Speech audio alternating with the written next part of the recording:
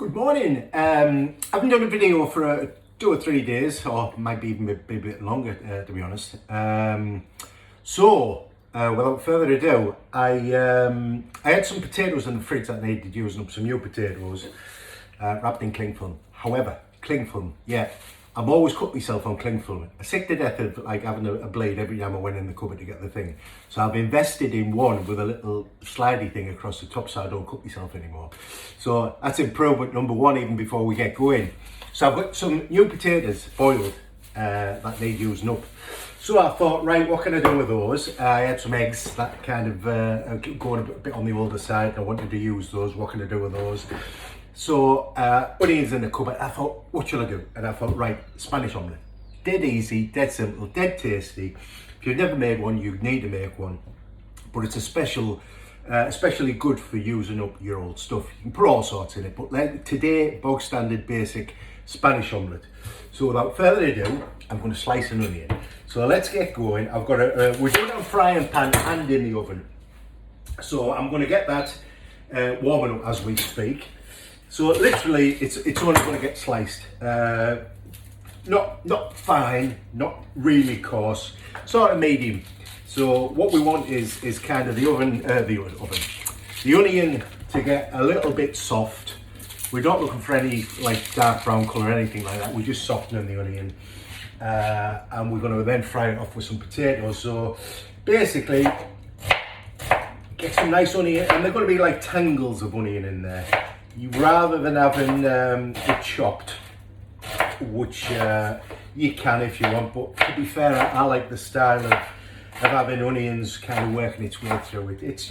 It's nicer to eat, I think, personally, but it's entirely up to you, however you want to do it, but this is the way I'm going to do it. And I thought, you know, it's one of those little recipes just to have in the bag because it's dead quick, dead easy to do, and it's most of the stuff you probably got it already. And I tend to do it when I've got a bit of spare potato or something like that. I think, right, that needs using up, what I'm going to do. So without further ado, I'm going to get some olive oil, ordinary olive oil, not extra virgin, in a pan. And let's get the onions on the go. That's been on for a second or so. I'm not looking for a high sizzle or anything like that. It's just going to sweat itself down. And that's going to take about 2 or 3 minutes. Maybe it's a bit longer, depending on what sort of pan you've got. Particular pan I've got, it's aluminium one, which is really good for conducting heat if you're using stuff like gas and what have you, or halogen where you've got direct heat. Not so good. It's got a special base on it, but this is induction. It's not so good for that. It tends to be a bit slow heating up, but they are really good pans. Ones I use are ones called Vogue. And like I say, if you ever get the chance to get them, I get them off catering sites and what have you. I'll be broken spoon and that. You just get these moved around a little bit. Yeah, I get them off catering sites, and sometimes like they have them on. They're quite cheap actually. They're only about 10, 12 quid, something like that. When they're off, that is.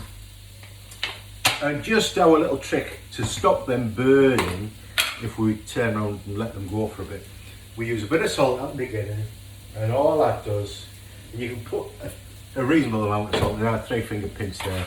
Reasonable amount of salt because the salt starts to draw the liquid out of food. So whatever you're putting it on, sometimes you don't want to draw the liquid out straight away. Like for example, mushrooms, they're full of liquid, and if you start drawing the liquid out of mushrooms straight away, you're going to have them boiling in the pan rather than frying in the pan. Now this is a little bit precarious because it's not a massive sided pan, so when you start stirring, the things start jumping out. But you probably think they jump out every pan you use, Jason, so don't use that one. Probably right, Annie, again. So potatoes, I'm just going to slice them across. Probably they don't have to be, you know, intact. If the one breaks, don't worry about it. I'm going to use about 4 or 5 potatoes, something like that. Just sliced across, probably about, I don't know, as you like, about 5mm slices, 3mm slices, 7mm slices. They're all cooked. That's the beauty about stuff like this. Normally, when you're cooking food, and here's a good tip, if you cook everything sorry, not cook everything.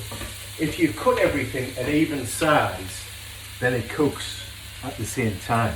That's why chefs always try and get everything around the same size. So it cooks more evenly. However, in this occasion, they're already cooked. So all we're doing is kind of warming them back through once the onions are on the go. Now another thing I'm going to do, I had some garlic butter. I made some garlic butter the other day. So I had a bit of garlic butter spare as well. So I'm going to, just for flavour, I'm just going to get a bit of a knob of butter in there. Because I'd normally put a bit of butter in as well, just to help things out with flavour. Because butter brings flavour, it really does. I like to say you can use a mixture of butter and of oil. So you get high temperature from the oil, but not too much olive oil. Anyway, that's a different story. But butter can burn, so a mixture of the two, the oil stops the butter from burning. So in general terms, oil is for heat. So when you cook and want to fry high heat, the butter is for flavour. A mixture of the two, you've got kind of a good balance. So that's why they do that. So let's have a look. I'm just looking at this pan, you know, and I'm thinking, do you know what? The amount of potatoes and stuff I've got. Oh, they're starting to melt down. There we go. That's the thing with onions. You start with, and you think there's a load there, and then all of a sudden, I start getting the potatoes in there. Now you've got a couple of options. You could fry the potatoes separately, which you can, and get a bit of colour on there, which you can. Or you can just kind of mix it through, and they're cooked in anyway. We've got the skins done, and then you can just leave them as they are. It's entirely up to you. But you'll see some methods where they'll actually fry the potatoes as well. I think I've actually seen some methods where they deep fry the potatoes. In this instance, I'm not necessarily looking for more frying, using more oil, etc., etc. I'm just kind of more interested in getting it warm through, getting the eggs in, and getting it in the oven. So, we shouldn't really be eating all that. So again, stir around, let them do the thing. Just if there's any potatoes stuck together, get them separated around. So what you're looking for, try not to break them up. I know, like I say, when you cut them, you break them, what have you. But we're not trying to create a mash. We want the potatoes to hold some of the integrity. If there's a few bits in there, that's fine. But like I say, in general, we're not really looking. I'm going to turn that down a bit now, just while that starts to heat through. But like I say, one of the options could be, I'm doing the simpler version today, is like I say, you could take the onions out and actually get some colour and fry the potato. Again, totally up to you. So we've had a little bit of salt in the beginning. I was going to add an egg there, that's no good. Yeah. Well, it is, but not quite. And I'm going to put a bit of salt over the top of that and a bit of pepper and give that a mix.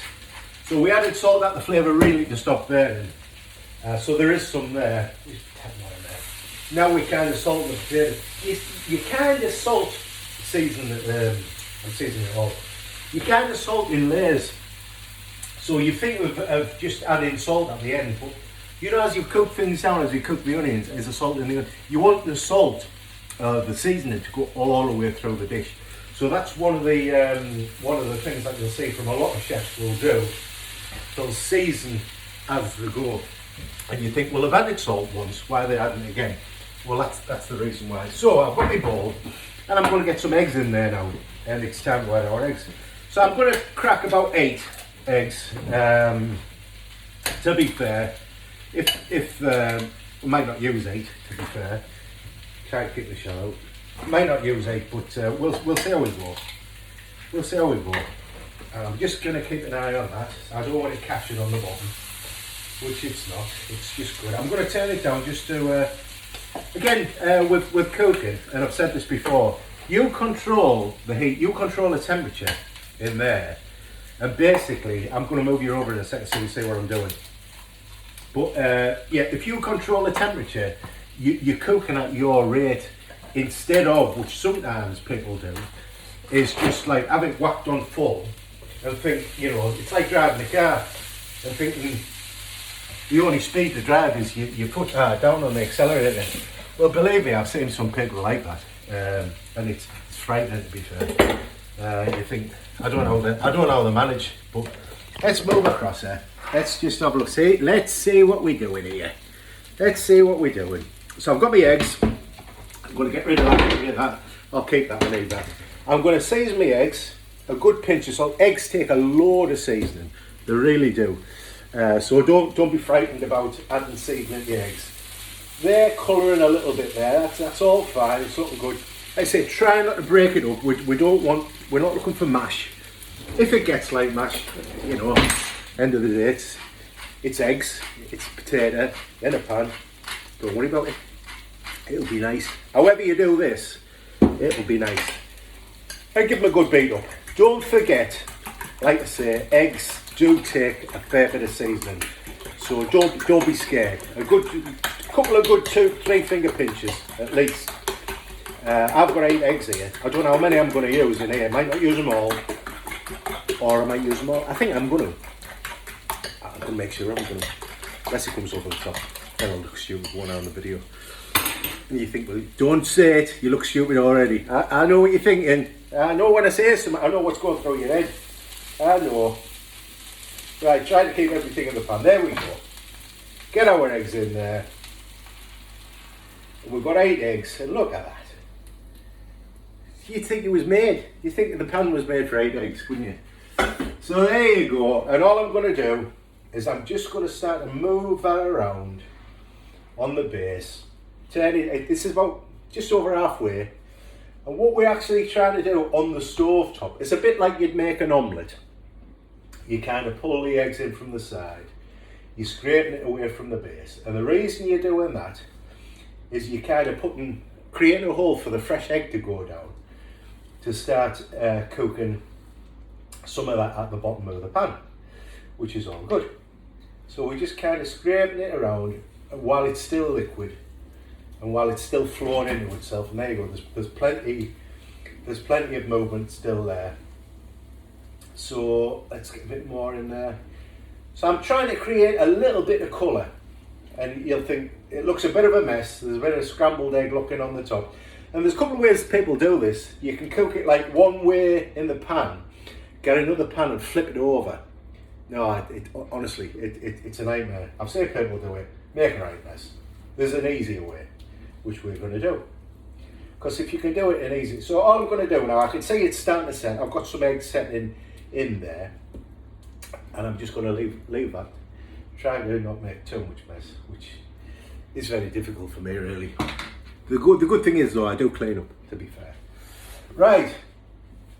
So a couple of minutes there, which it's probably had, and then it's going in the oven, and I'm going to put it in the oven for about 6 to 8 minutes, till when you touch it, yeah, it's not soft, it's firm.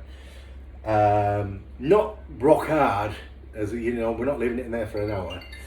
I just people try and perform me all the time. Probably be a tip for a recipe. It's been a few. It's all right. He'll probably see this in the video and think, you've just ignored me. You've just ignored my call. Yes, I ignored your call, Andrew. Yeah, whatever. So it doesn't have to. It's not rock solid. We just want it firm and not liquid. That's all we want. So it's going to go in there now. 6 to 8 minutes. By now I've been waffling. There'll be some colour forming on the base. That's going in there. In the oven. Just make sure you've got a pan that can go in the oven with a non-plastic handle that's going to burn itself to death. And we'll have a look back 6 to 8 minutes and see what the results are of our Spanish omelette. So like I say, lots of other things you can put in. You put in red peppers, you can put in mushrooms, you can, whatever you want. Put in broccoli, asparagus, whatever you want. You can put some meat in there if you want to put it in. But this is a bog standard Spanish omelette, which is potato, onion and eggs, seasoned. And that's it. So we'll see you when that comes out. So see you, bye for now.